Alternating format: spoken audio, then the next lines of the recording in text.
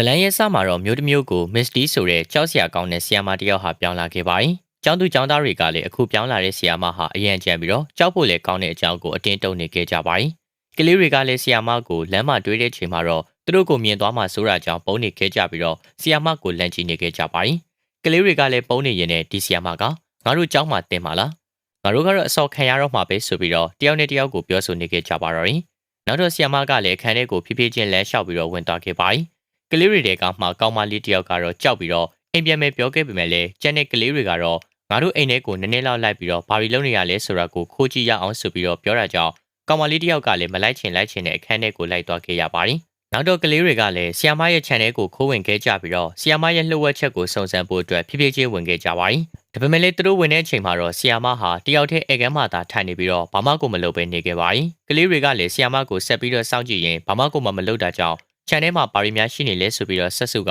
ခြံဝင်းတစ်ခုလုံးကိုရှောက်ပက်ကြည့်ကြပါတယ်။ကလေးတွေတဲကမှကောင်းမလေးတယောက်ကလည်းသူမကြောက်နေပြီးပြောပေမဲ့လို့တခြားသူတွေကတော့ဆက်ပြီးတော့ရှောက်ကြည့်နေတာကြောင့်အများနဲ့တယောက်ဖြစ်ခဲ့ရပြီးတော့ဆီယာမရဲ့အိမ်ရဲ့အနောက်ဘက်ကပတ်ပြီးတော့ဝင်ကြည့်ခဲ့ကြပါတယ်။ဆီယာမရဲ့အိမ်ထဲကိုရောက်တဲ့အခါမှာတော့ကလေးတွေဟာဆီယာမရဲ့အကြောင်းကိုပိုသိရအောင်လို့ဆိုပြီးတော့အန်ဆွဲတွေဗီဒီယိုတွေကိုဖွင့်ကြည့်ပြီးတော့တခုခုတွေ့မလားဆိုပြီးတော့ရှောက်ရှာနေခဲ့ကြပါတယ်။နောက်တော့ဆီယာမကလည်းအတန်တခုခုကြားရဲဆိုပြီးတော့နောက်ဖေးကိုထွက်ပြီးတော့ဘယ်သူတွေများရှိလဲဆိုပြီးတော့လာကြည့်ခဲ့ကြပါတယ်။ဆီယာမရောက်လာတော့ကလေးတွေကလည်းသူတို့ကိုတွေ့သွားရင်အရိုက်ခံရမှာဆိုတာကြောင့်ဆီယာမမမြင်အောင်လို့လေးဘက်ထောက်ပြီးတော့ပုံကရှောင်းတိန်နေခဲ့ကြပါတယ်။ဒါပေမဲ့လည်းဆီယာမကတော့သူတို့နားကိုရောက်လာတာကြောင့်ကလေးတွေကလည်းပုံလို့မရတော့ဘဲနဲ့တိတ်တိတ်လေးလေးဘက်ထောက်သွားကအပေါ်ကိုတက်သွားခဲ့ကြပါတော့တယ်။အပေါ်ရေးရောက်တဲ့အခါမှာတော့ကလေးတွေကလည်းပုံးဆီယာနေရာကိုရှာနေခဲ့ပါတော့တယ်။ဒါပေမဲ့လည်းဆီယာမရဲ့အိမ်မှာတော့အခန်းတွေကအများကြီးကိုဖြစ်နေတာကြောင့်တခန်းဝင်တခန်းထွက်နဲ့ရှောက်ကြည့်ကပုံးဆီယာနေရာကိုသာဆက်ပြီးတော့ရှာနေခဲ့ပါတယ်။အခန်းတွေတခန်းပြီးတော့တခန်းသွားကြည့်ကြပေမဲ့လည်းသူတို့တွေပုံလို့အဆင်ပြေမဲ့နေရာကိုရှာမတွေ့ပဲနဲ့အိမ်ပေါ်တက်မှသာရှောက်သွားနေခဲ့ကြပါတယ်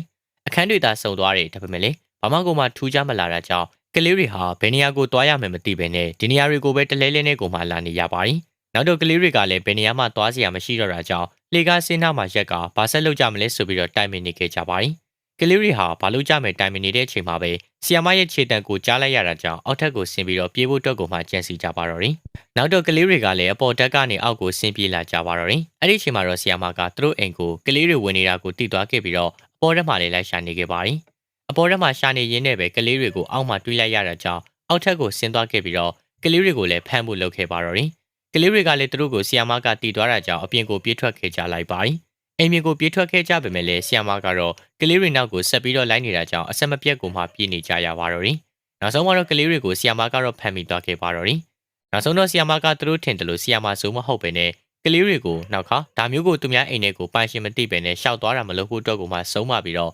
ဆီယာမဟာသူမရဲ့အိမ်မှာကလေးတွေကိုရေခဲမှုခေါ်ကြွေးပြီးတော့စကားပြောနေရင်းနဲ့ပဲဇလန်လေးကတော့အဆုံးသတ်သွားခဲ့ရပါတယ်။ဆာကူရာဇလန်လေးကိုလည်းအမြဲတမ်းတင်ဆက်ပေးနေမှာဖြစ်လို့စောင့်မျှော်ကြည့်ရှုကြပါအောင်နော်။အားလုံးကိုကျေးဇူးတင်ပါတယ်ခင်ဗျာ။